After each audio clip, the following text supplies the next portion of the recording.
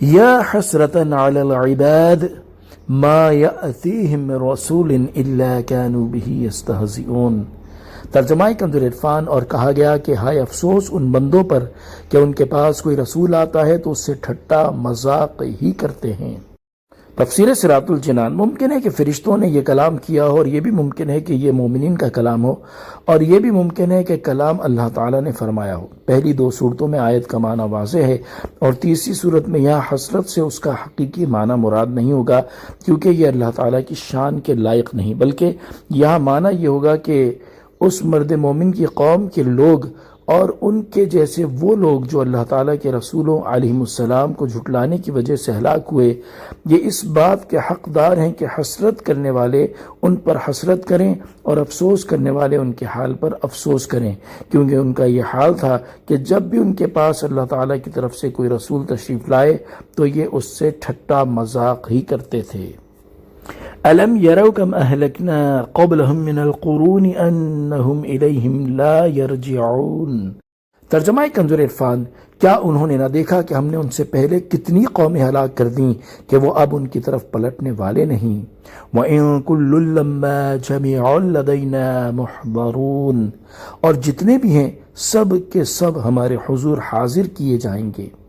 تفسیر صراط الجنان۔ سابقہ لوگوں کا حال بیان کرنے کے بعد یہاں سے سید المرسلین صلی اللہ تعالی علیہ وآلہ وسلم کے زمانے میں موجود لوگوں سے کلام کیا جا رہا ہے۔ چنانچہ ارشاد فرمایا کہ کفار مکہ جو نبی کریم صلی اللہ تعالی علیہ وآلہ وسلم کی تکذیب کرتے ہیں، کیا انہوں نے نہ دیکھا کہ ہم نے ان سے پہلے کتنی قومیں ہلاک کر دیں، اور ان کا حال یہ ہے کہ اب وہ دنیا کی طرف لوٹنے والے نہیں، تو کیا یہ لوگ ان کے حال سے عبرت حاصل نہیں کرتے؟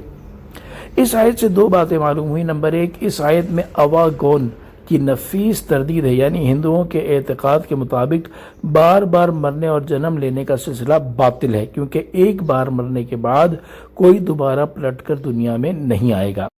نمبر دو، یہ بھی معلوم ہوا کہ سید المرسلین صلی اللہ تعالی علیہ وآلہ وسلم کی امت پر اللہ تعالیٰ کا بڑا فضل و کرم ہے کہ اس نے اسے آخری امت بنایا، تاکہ اس امت کے لوگ سابقہ امتوں سے عبرت و نصیحت حاصل کریں اور یہ کسی اور امت کے لیے عبرت و نصیحت نہ ہو۔ وَإِن كُلٌّ، اور جتنے بھی ہیں یعنی تمام امت قیامت کے دن دوبارہ زندہ کیے جانے کے بعد حساب اور جزا کے لیے ہماری بارگاہ میں حاضر کی جائیں گی، اور ہم انہیں ان کے اچھے برے تمام اعمال کی جزا دیں گے۔ وَآيَةٌ لَهُمُ الْأَرْضُ الْمَيْتَةُ أَحْيَيْنَاهَا وَأَخْرَجْنَا مِنْهَا حَبًّا فَمِنْهُ يَأْكُلُونَ۔ ترجمہ کنز العرفان۔ اور ان کے لیے ایک نشانی مردہ زمین ہے، ہم نے اسے زندہ کیا اور اس سے اناج نکالا تو اس میں سے وہ کھاتے ہیں۔ تفسیر صراط الجنان۔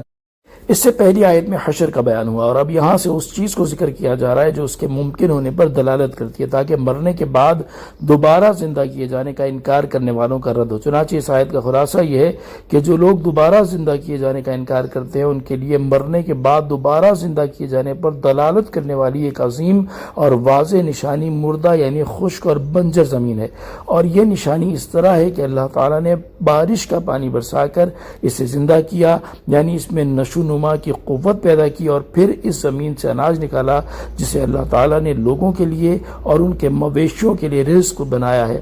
اور جس طرح اللہ تعالیٰ مردہ زمین کو زندہ کرتا ہے، اسی طرح وہ مردوں کو بھی زندہ فرمائے گا۔ صلو علی الحبیب صلی اللہ تعالی علی محمد صلی اللہ تعالی